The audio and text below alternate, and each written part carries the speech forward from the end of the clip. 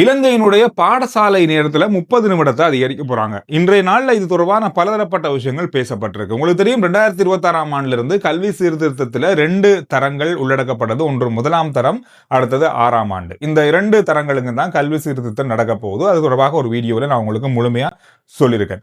இன்றைய நாளில் 30 நிமிட நேர அதிகரிப்பு, ஏற்கனவே 30 நிமிட நேர அதிகரிப்பு அல்லது 40 நிமிட நேர அதிகரிப்பு இருக்கும் அப்படின்னு சொல்லி தான் சொல்லப்பட்டது. ஆனால் அதுக்கப்புறம் இல்ல இந்த முறை அது நடக்காது, போக போக தான் நேர அதிகரிப்பு இருக்கும் அப்படின்னு சொன்னாங்க. ஆனால் இன்றைய நாளில் இந்த 30 நிமிட நேர அதிகரிப்பு தொடர்பான செய்தி வெளியாகி இருக்கு. கல்வி அமைச்சு இதனால என்ன சொல்ல வராங்கன்னு சொன்னா, கல்வி சீர்திருத்தத்தில் பலதரப்பட்ட மாற்றங்களை கொண்டு வரோம், இதுல இந்த நேர அதிகரிப்பும் இருக்க போகுது அப்படின்ற மாதிரி தான் இப்போ சொல்லியிருக்காங்க. ஆனா இதுல யாருக்கு அப்படின்றது பெரிய கேள்வியா இருக்கு. எல்லா மாணவர்களுக்குமா அல்லது கல்வி சீர்திருத்தத்துக்கு உட்படுற மாணவர்களுக்கு மட்டுமா, 1ஆம் 6ஆம் தரத்துக்கு மட்டுமா என்ற பல கேள்விகள் இருக்கு. இருந்தாலும் அரை மணித்தியாலம், யாருக்கு அரை மணித்தியாலம் அதிகரிச்சாலும் கூட இது ஒரு பெரிய பாதிப்பை பெற்றோர்களுக்கும் ஏற்படுத்தும், மாணவர்களுக்கும் ஏற்படுத்தும், ஆசிரியர்களுக்கும் ஏற்படுத்தும் என்ற பலதரப்பட்ட எதிர்ப்புகள் இப்ப வந்திருக்கு. குறிப்பா சொல்ல போனா ஆசிரியர்கள் சங்கம் இதுக்கு பெரிய ஒரு எதிர்ப்பை தெரிவிச்சிருக்காங்க. குறிப்பா இது பெரிய பாதிப்பை ஆசிரியர்களுக்கு ஏற்படுத்தும் அப்படின்றதால இன்னொரு விஷயம் சொன்னா, கல்வி அமைச்சு தன்னிச்சையாக யாரிடமும் கலந்து ஆலோசிக்காம தாங்களே முடிவெடுத்து இந்த தீர்மானங்களை எடுக்கிறாங்க. பலதரப்பட்ட முக்கியஸ்தர்கள் இருக்காங்க, இது தொடர்பாக ஆராயக்கூடியவர்கள் இருக்காங்க. அவங்களிடம் எந்த விதமான கருத்துக்களோ எந்த விதமான ஆலோசனைகளும் இல்லாம கல்வி அமைச்சு தன்னிச்சையாக தானாகவே இந்த மாதிரியான முடிவுகளை எடுக்கிறது பிழையான விஷயம். நவம்பர் 7ஆம் தேதிக்கு முதல்ல இதை கல்வி அமைச்சு விலக்கிக் கொள்ளா, பாடசாலை நேரத்தில் வேலைநிறுத்தத்தை இடம்பெற போறோம் அப்படின்னு மாதிரி ஆசிரியர்கள் சங்கம் சொல்லியிருக்காங்க. இது எப்படி போய் முடிய போகுதுன்னு தெரியல. ஆனா இந்த கல்வி சீர்திருத்தத்தில் நடக்க போற 2 வகுப்புகள், ஒன்று 1ஆம் தரம், அடுத்தது 6ஆம் தரம் மாணவர்களுக்கு மட்டும்தான் இது நடக்குமா இல்லையா அப்படின்றத தாண்டி நான் தேடி பார்த்த அளவுல இது 1ஆம் தரம் கல்வி சீர்திருத்தத்துக்குள்ள வர 1ஆம் தர அல்லது 1ஆம் ஆண்டு மாணவர்களுக்கு மட்டும்தான் இந்த 30 நிமிட நேர அதிகரிப்பு இருக்கும் அப்படின்னு மாதிரி தான் சொல்லப்படுது. ஆனா கல்வி அமைச்சு இது உத்தியோகபூர்வமா உறுதியா இதுவரைக்கும் வெளியிடல. இது ஒட்டுமொத்தமா 30 நிமிட நேர அதிகரிப்பு அப்படின்ற மாதிரி தான் சொல்லப்பட்டிருக்கு. இதெல்லாம் பெரிய குழப்பமே இருக்கு. இந்த கல்வி சீர்திருத்தம் தொடர்பாக கல்வி அமைச்சு வெளியிடுகின்ற அறிக்கைகள் அல்லது தொடர்பாக தருகின்ற தகவல்கள் வெளிப்படைத்தன்மையாகவோ அல்லது பொதுவா ஒரு மாணவர்களோ ஆசிரியர்களுக்கோ அல்லது பெற்றோர்களுக்கோ விளங்கக்கூடிய தன்மையாக அல்லது விளங்கக்கூடிய அளவில் வெளிப்படைத்தன்மை குறைவாக இருப்பதை தான் பார்க்கக்கூடியதாக இருக்கு. இந்த செய்தியும் அப்படித்தான். எது அப்படி இருந்தாலும் ஒரு 30 நிமிட நேர அதிகரிப்பு கல்வி சீர்திருத்தத்துக்குள்ள வர மாணவர்களுக்கு இருக்கக்கூடிய வாய்ப்பு நிறைய இருக்கு. இந்த கல்வி சீர்திருத்தத்தில் வரப்போற இந்த 30 நிமிட நேர அதிகரிப்பு பற்றி நீங்க என்ன நினைக்கிறீங்க? ஒரு பெற்றோரா, ஒரு மாணவரா, ஒரு பார்வையாளரா, அல்லது இந்த செய்திகளை பார்த்து கொண்டிருக்க ஒருவரா உங்களுடைய கருத்து என்ன அப்படின்றத கமெண்ட்ஸ்ல சொல்லுங்க. கடந்த 6 மாத காலத்துல இலங்கையில கடன் பெற்றவர்களுடைய தொகை 15%, 115% அதிகரித்து ஒரு 6 மாத காலத்துல எவ்வளவு கடன் பெற்றிருக்காங்கன்னு சொன்னா 1 லட்சம் கோடி. இது அதிகமா பெறப்பட்டது வாகனங்கள் பெறறதுக்காக கடன் பெற்றிருக்காங்க. வாகனங்களை அடகு வைத்து கடன் பெறப்பட்டிருக்கிறது. அதாவது வாகனங்களை லீஸ்ல எடுக்கிறதுக்கு, ஒரு வாகனத்தை 1 கோடி ரூபாய் வாகனத்தை எடுக்கணும், நாங்க 30 லட்சம் தான் கட்டுறோம், 70 லட்சம் கடனா எடுக்கிறோம், அதுக்கு வட்டி எல்லாம் பார்க்க போனா பெரிய அளவான ஒரு கடன் இருக்க போகுது. இந்த மாதிரி 1 லட்சம் கோடி கடன் ஒரு 6 மாத காலத்தில் இலங்கையில் பெறப்பட்டு இதுவரையில காலத்தில் பெறப்பட்ட அதிகூடிய கடன் தொகையில இதுவும் ஒன்றுன்னு சொல்லப்படுது. எனவே வாகன இறக்குமதிக்கு 1 பில்லியன் ரூபாய் மத்திய வங்கி ஒதுக்கி இருந்தது.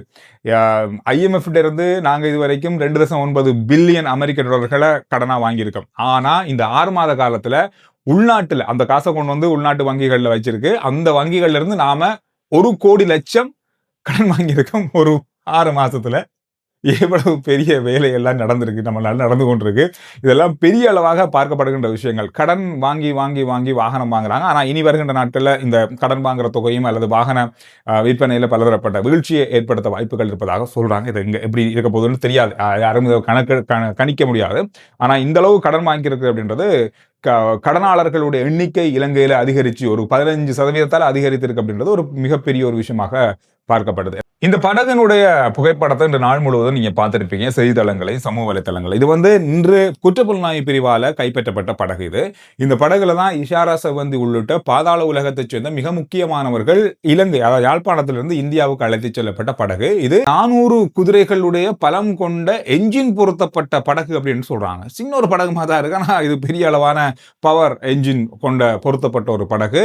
இஷாரா செவந்தி கிட்டத்தட்ட 10 மணித்தியாலங்கள் சென்றது இந்த பயணத்தின் போது கடல் வழியாக இவர் அழைத்து செல்லப்பட்ட போதுன்ற மாதிரி தான் விசாரணைகளில் சொல்லப்பட்டிருக்கு.